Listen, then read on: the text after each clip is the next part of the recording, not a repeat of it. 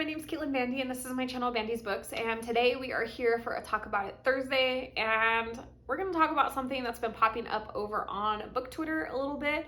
I was made aware of this by Jess Owens. She posted a video about it a couple weeks ago, and it happened to pop up in my feed, and what a video. Definitely a really entertaining video. You should check it out if you have a minute. I'm going to link it in the description below.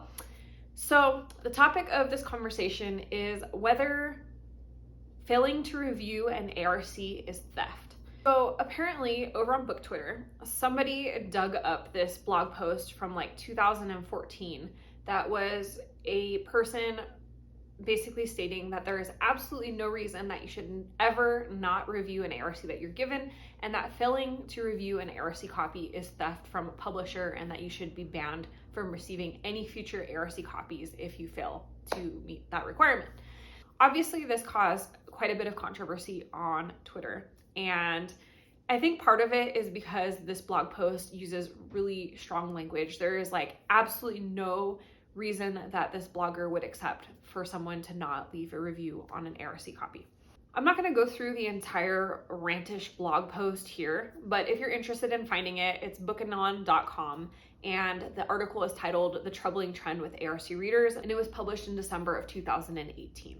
So before I summarize this entire blog post, if you're unfamiliar with the term ARC, it stands for Advanced Reader Copy. And what an Advanced Reader Copy is when you have a publisher and they're about to publish a new book, they set aside a certain amount of copies. It could be ebooks, audiobooks, or it can be physical copies, and then they send those to people for publicity.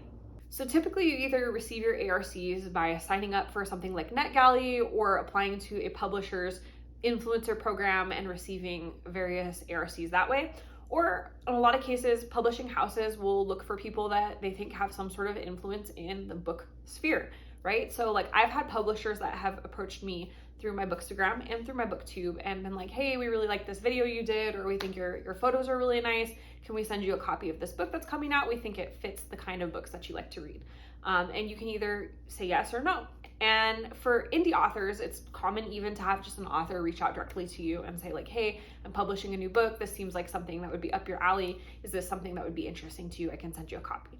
So those are typically how most people receive them. I'm sure there are some other scenarios, but that's, I think, the most common way. So in this blog post, the person that's writing it is stating that when you accept an ARC from a publishing house or an author, you are essentially creating a contract, and you are bound by that contract to fulfill an obligation to review. And this person is treating it very seriously, as if you've signed a contract for a car, you know, where if you don't pay the $20,000 that you owe on a car, somebody's gonna come and repossess it and take it away from you, and then you're gonna have a negative credit score. ARCs are not quite that serious. Most ARC copies will come with like either a sheet inside of them or info on the back that relates to when they're publishing, what social media channels are available for you to tag them on, things like that, so that you kind of have an idea of where they're hoping to get some coverage and some feedback. But that said, it's not ever presented as an obligation.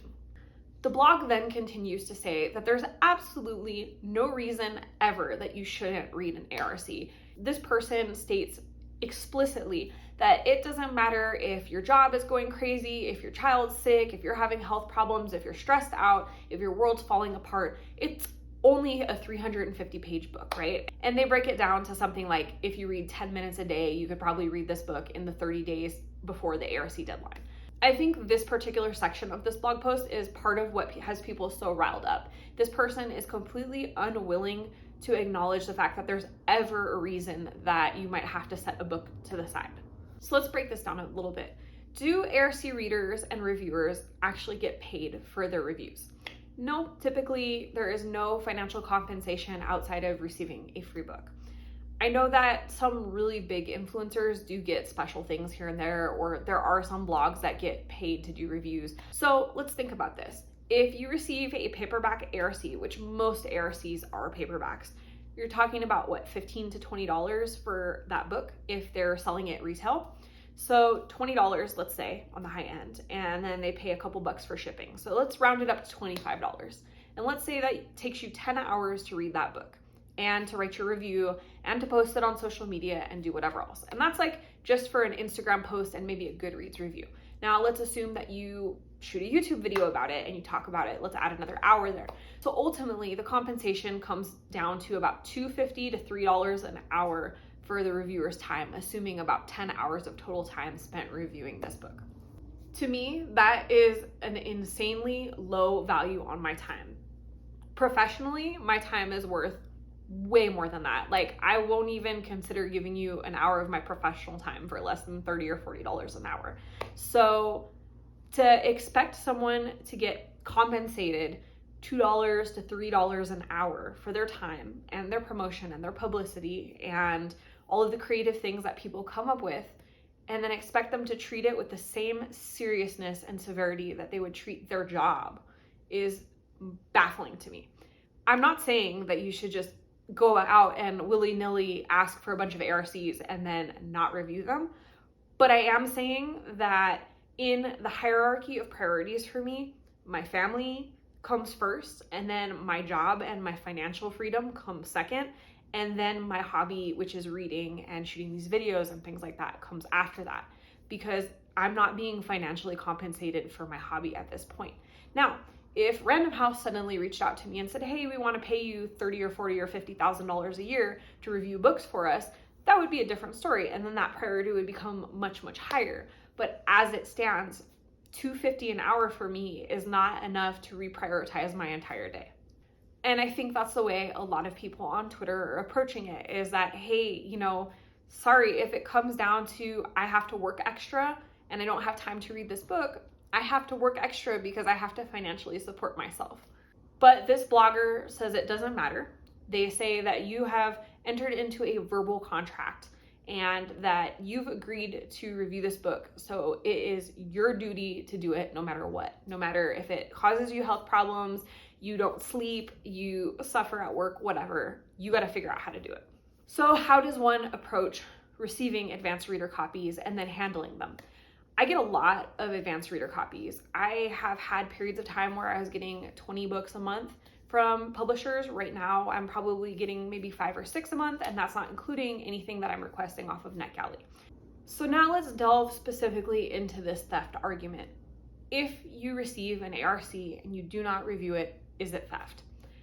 I think that this is not a black and white conversation. I think that this specific statement and this entire blog post that this person wrote lacks a lot of nuance. One of the things that I've personally experienced, and I know people that have experienced it as well, is that sometimes you don't request a ARC, it just shows up, right? I have it happen where I've had publishers that I've approved an ARC one time.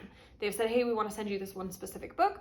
And then I've posted my reviews, and I usually will post extra stuff. Like I'll put it in my stories on Instagram. I might mention it in a video or two on YouTube.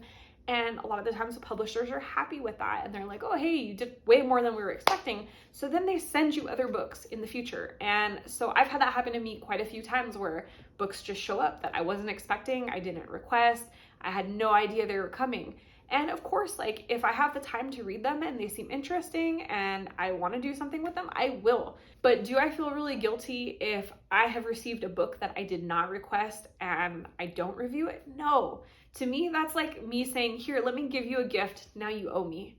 That's like, why give me that gift? Just don't. It's icky. Like if you're going to give someone something for free that they didn't ask for, then you can't put all these strings attached on it. You can only really attach conditions when you're having an honest conversation and saying, hey, I'm going to give you this book, and in return, I would appreciate it if you could review it. The other thing that this blog post fails to discuss in a thorough way, or really in a logical way at all, is what to do when you hate a book that you've received as an ARC.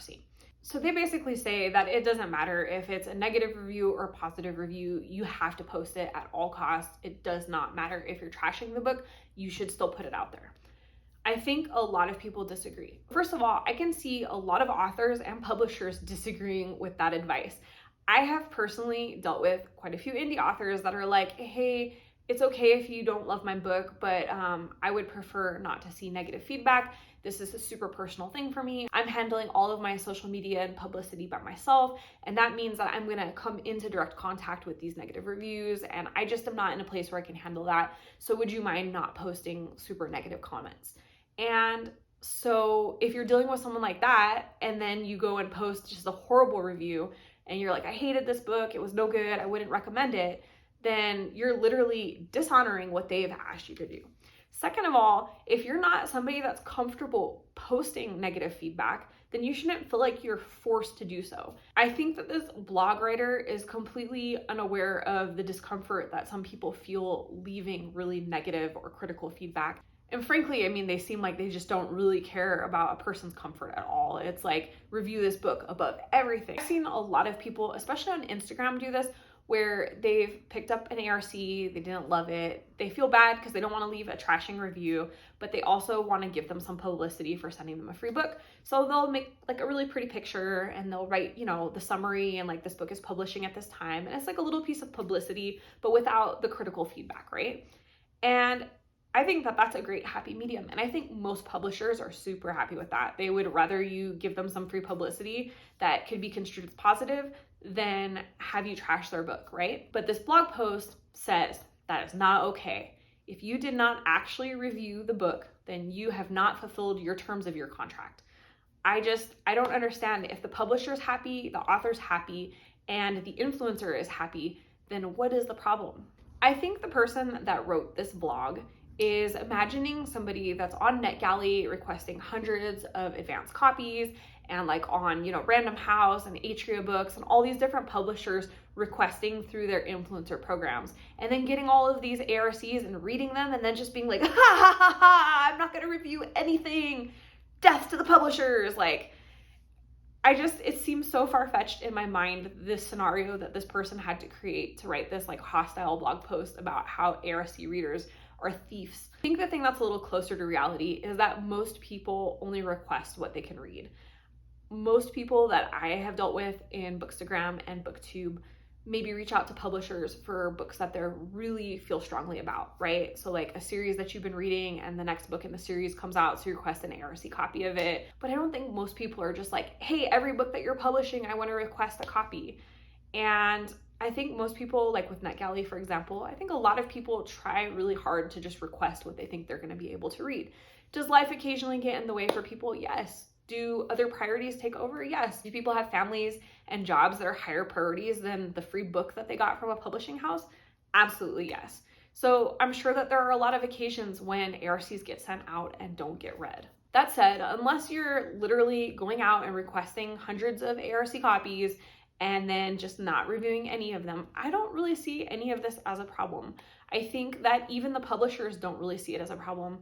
I think most of the publishing houses understand that if they send out 1,000 copies, they might get 600 reviews and they might get 400 that are not going to review. Reading those numbers off the top of my head, I don't know how accurate those are. I'm just saying I think that most of the major publishers calculate for the fact that not every single person that gets that free copy is going to leave a review. So at the end of the day, I think with ARCs, it's not quite that serious. Ultimately, most people, I think, are pretty responsible with what they request. And if you're receiving a crazy amount of ARCs that you didn't request, I don't know if you need to feel like you're stealing from a publisher for not having reviewed every single thing.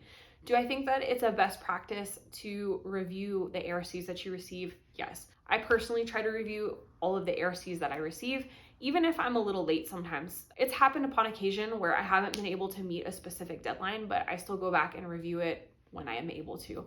But do I think that Random House or Penguin is going to come after me over a review on an ARC copy? No, not really. I think they have more important things to worry about, and I think everyone else should too. At the end of the day, I think whatever works for you, and everyone has their own way of managing the ARCs that they're receiving. I don't think that anyone needs to be guilt-tripped or shamed for not prioritizing something they're essentially doing for free over the things that pay their bills and the people that are the most important in their life. I think that, for most of us, reading is a hobby, not a profession.